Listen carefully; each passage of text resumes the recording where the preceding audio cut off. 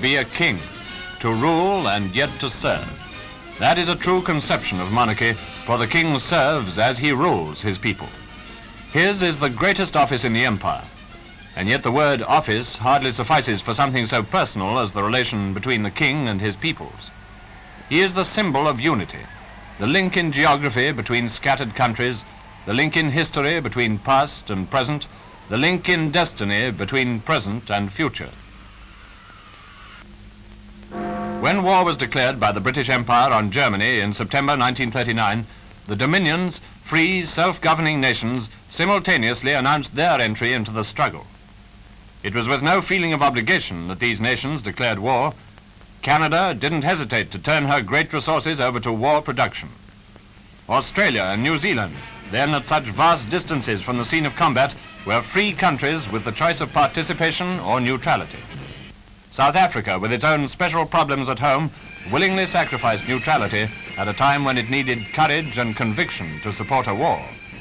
But all these dominions rallied of their own free will to the cause which the Parliament and people of Great Britain had, according to their strong conviction of right, adopted.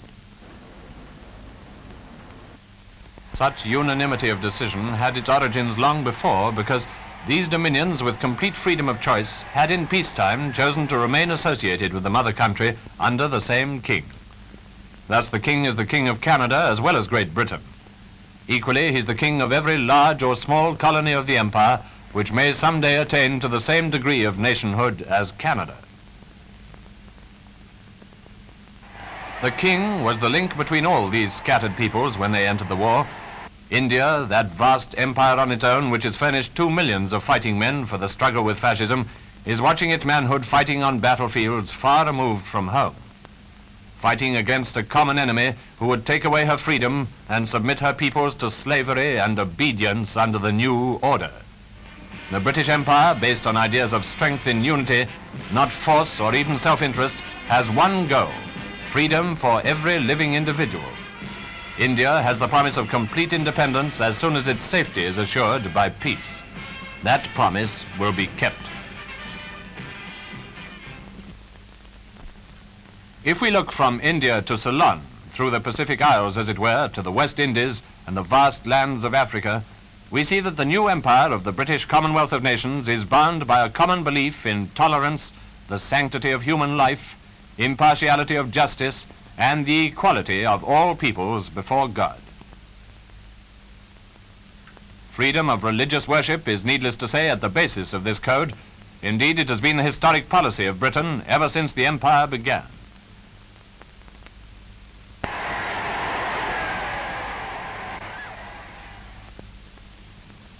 The pomp and ceremony of the ancient ritual of coronation remind us of the continuity of progress, of the faithful efforts and experience of the past which have produced our present forms of government.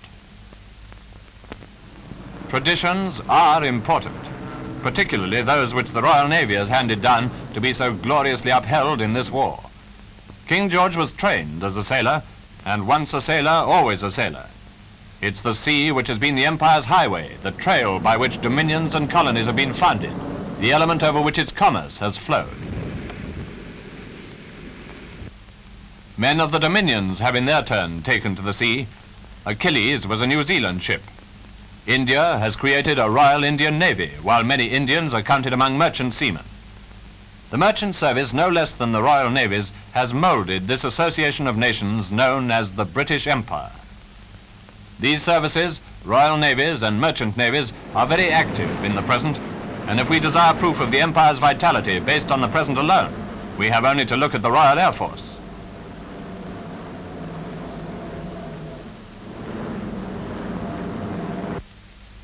We are beginning to understand just what was accomplished in the Battle of Britain.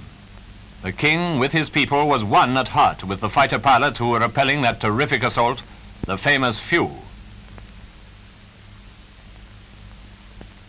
He honored them with the awards of their valor, and he showed his constant interest in the thousands of newcomers to R.A.F. ranks who came thronging from all over the empire to roll back the Battle of Britain to the continent. These weren't the routine duties of an office, but the expression by the head of an empire of a great popular emotion of gratitude.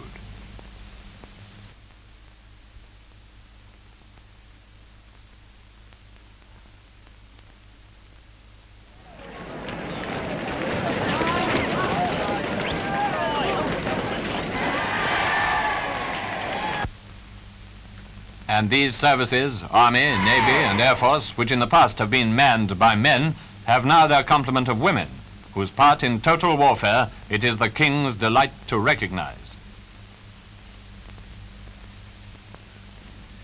In this momentous period, which we call the present, and which includes the last few years, the British Empire peoples who entered the war together have never weakened in their determination to win it, and the King is identified with that determination. When the massed might of the Luftwaffe attacked London, the King stayed in London. His home was struck like the homes of so many others. The King and Queen stayed, and in sympathy with all sufferers, carried on their work. When we speak of determination to win the war, we're looking ahead to the future. It's a future to which the efforts of all the Empire peoples are bent in unremitting effort.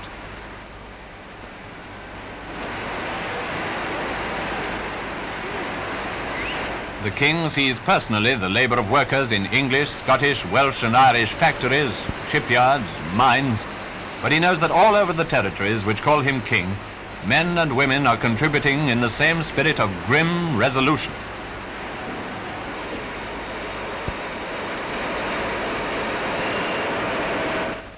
Those who cannot contribute with their own industrial production furnish with their savings the money to pay for tanks, as did Katsina in West Africa, and for aircraft. There was a famous Burma squadron, and the idea of Spitfire funds originated in Jamaica. The Maasai herdsmen brought in their cattle as a gift to the King's cause. The gift was so overwhelmingly generous that it couldn't be accepted in full, and a large part of it had to be returned.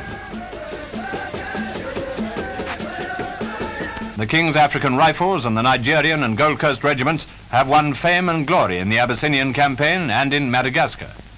Fishermen of Newfoundland have become some of the stoutest sailors of the Royal Navy.